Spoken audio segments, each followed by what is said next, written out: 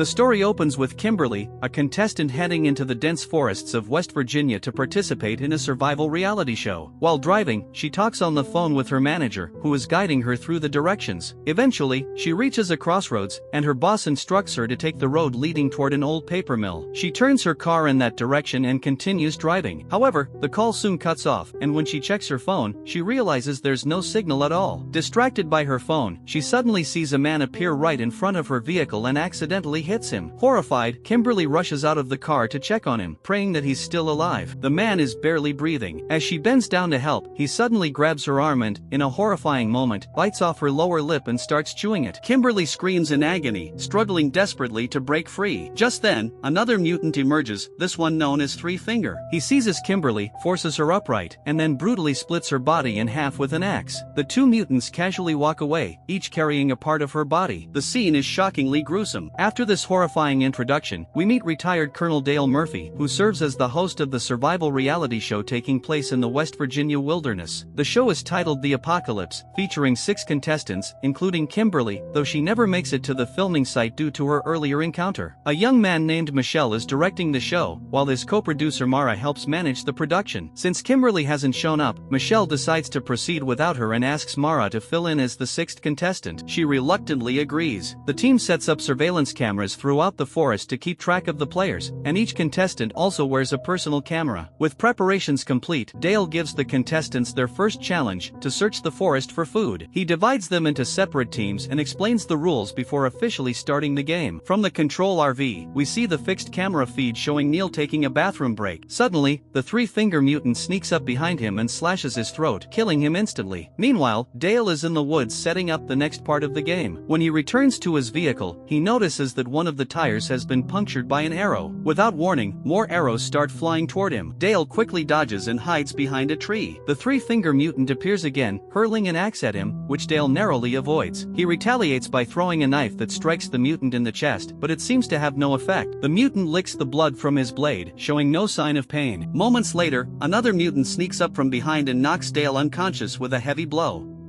At the same time, Michelle continues filming Team 8, determined to make his show go viral. He wants to capture more than just survival challenges, but Jake objects, reminding him, "My family will be watching too." After saying that, Jake walks away. Elena, on the other hand, sees this as her chance to shine and starts flirting with Michelle to get more attention. Later, Elena and Mara are assigned a challenge near the river. They sprint toward it, and Mara steps forward to complete the task, finishing it in just seconds. However, when she looks back at Michelle and Elena together, she feels disheartened. Everything she was doing was to impress Michelle, and seeing him with Elena breaks her spirit. Elena immediately notices the sadness on her face. Meanwhile, Amber and Jonesy discover a barbecue grill and assume it's part of their challenge. They wrap it in a cloth and lift it to carry it away. Mara, still upset, decides to leave the area and walks toward a nearby house, hoping to find a phone inside. When she enters, she comes across a series of disturbing photos, a family of deformed individuals, the father, mother, sister, and brother, all grotesque mutants. As they examine the photos, they hear screaming and hide quickly. Peeking through a gap, they see the mother in labor, writhing in pain, while the sister helps deliver the baby. The newborn looks horrifyingly deformed. As Elena and Mara watch in silent terror, the sister suddenly notices them. Just as she's about to attack, they slam the door shut and shove a bed against it to barricade themselves. Outside, the sister begins pounding furiously on the door. All the windows are tightly shut, leaving them trapped with no clear way out. Panic sets in as they realize they have no escape route. Desperate, they decide to crawl through a small hole in the bathroom wall. Once outside, they sprint for their lives. But soon, Pa spots them and hurls an axe, striking Mara directly in the head. Elena, terrified and frozen with fear, doesn't stop to help. She turns and runs as fast as she can. Pa walks up to Mara's lifeless body, pulls the axe out of her skull, and begins pursuing Elena. She hides in the woods, trembling and doing everything she can to stay alive. Moments later, Ma drives up in a truck to pick up Pa. Mara's corpse is now tied to the back of the vehicle. Chewing on one of Mara's severed fingers, Ma spits it out carelessly. It lands right beside Elena, who's hiding nearby. She covers her mouth tightly to keep from making any sound. When the cannibal family finally drives off, Elena takes the opportunity to run for her life. Meanwhile, Michelle returns to the RV, unaware of what's happening deep in the forest. Elena, however, is left completely alone. From a distance, her deformed brother has been watching her closely. Then the sister arrives, and upon seeing them together, she grows jealous and begins attacking her brother in a fit of rage. Elena tries to flee, but the sister comes after her, wielding a knife. She stabs Elena repeatedly in the back so brutally that her spine becomes visible. Elena dies instantly, her screams fading into the dark woods. Elsewhere, Dale regains consciousness and finds himself hanging upside down in a grim cabin. In front of him, Three Finger is preparing dinner, slicing up Neil's remains. Just then, Pa and Ma pull up in their truck and toss Mara's mutilated body onto the table before leaving. As Three Finger turns his attention to Dale, ready to finish him off, Dale manages to break free, injuring the mutant in the struggle. Drawing on his military training, Dale fights back fearlessly. Eventually, he grabs Three Finger's gun and shoots him dead. Back in the RV, Michelle monitors the live feeds from the contestants' cameras. Suddenly, the RV starts moving on its own. Assuming Neil is driving, Michelle relaxes until he realizes it's actually Pa and Ma behind the wheel. They storm into the vehicle, capture him, and brutally beat him until he's barely conscious. Meanwhile, Amber, Jonesy, and Jake are having a barbecue. Elena stumbles into their camp, shaken and terrified, warning them to leave immediately. But Jonesy laughs it off, convinced it's all part of the reality show and that she's just acting. Then Amber notices something horrifying: Kimberly's tattoo burned onto the piece of meat they're grilling. It dawns on them that they've been eating Kimberly's leg. Despite the shocking discovery, they quickly decide to leave and head toward safety. When they reach the RV, it's completely deserted. Realizing they can't stay there, they agree to make their way to the old paper mill to find refuge. Meanwhile, Dale searches the cannibal house and comes across Maynard, the same gas station owner seen earlier in the film. While stitching up his wounds, Dale listens as Maynard explains the truth. The mutants were created through years of inbreeding combined with toxic chemical waste from the nearby paper mill. When Maynard discovers that Dale has killed Three Finger, he flies into a rage, revealing that the mutant was his son. A fierce struggle breaks out. Dale grabs a stick of dynamite, shoves it into Maynard's hands, and dives for cover as it explodes, blowing Maynard to pieces. Afterward, Dale arms himself for battle, gathering weapons and supplies, determined to wipe out the rest of the cannibal clan. Meanwhile, the remaining 4 contestants continue their search for the mill. Suddenly, screams echo through the forest. The mutant brother and sister are chasing them down. In the chaos, Nina rushes toward the van and escapes, abandoning the others without hesitation. The remaining 3 fight back fiercely and barely manage to get away. While fleeing, Nina falls into a deep pit.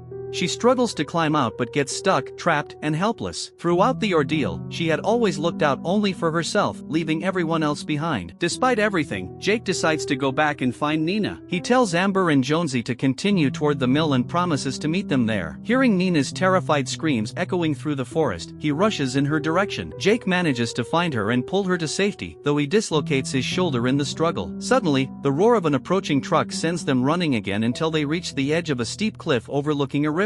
The mutant's sister appears moments later, firing at them from behind. With no other escape route, Jake and Nina leap into the river below. Meanwhile, Amber and Jonesy continue running through the woods, but Jonesy gets caught in a hidden trap. When Amber tries to free him, she ends up ensnared as well. At that moment, Pa and Ma arrive on the scene. Pa takes aim at them but decides to give his son the honor of the kill. However, in a shocking twist, the brother turns on his father and kills Pa with a single strike. Elsewhere, Jake and Nina finally reach the abandoned paper mill. Inside, they discover the skeleton of a little girl hidden inside a cupboard. The sight horrifies Nina. She imagines the poor child hiding there from the mutants and dying while waiting for rescue. Trembling, Nina insists on leaving, but Jake stops her, assuring her that Amber and Jonesy will arrive soon and they should wait. As they look around, they notice several abandoned vehicles belonging to past victims. Their own RV is also parked nearby, and from inside, they can still hear Michelle's faint screams. Rushing toward the RV, Jake climbs inside and sees a live video feed of Michelle, only to witness Ma brutally murdering him on screen. Realizing too late that it's a trap, Jake and Nina are both captured. When Nina regains consciousness, she finds herself tied to a chair at a dining table while Jake hangs from the ceiling nearby. The deranged cannibal family sits around the table, saying grace before their gruesome meal. The brother forces food into Nina's mouth as she struggles helplessly. It's then revealed that the paper mill has been their home all along. Ma tosses severed body parts into a massive grinding machine, unaware that Dale is lurking nearby, watching them in silence. As Dale steps outside, a small noise alerts the mutants. They begin searching for him, but Dale quickly reacts. He detonates dynamite, blowing up the brother and sister and trapping them beneath the rubble. Nina desperately tries to free herself, and soon Dale arrives, cutting her loose. He also unties Jake, freeing him from his chains. Just then, Ma and Pa appear, enraged at the sight of their dead children. Pa fires multiple arrows at Dale, but the soldier's strength and reflexes keep him standing.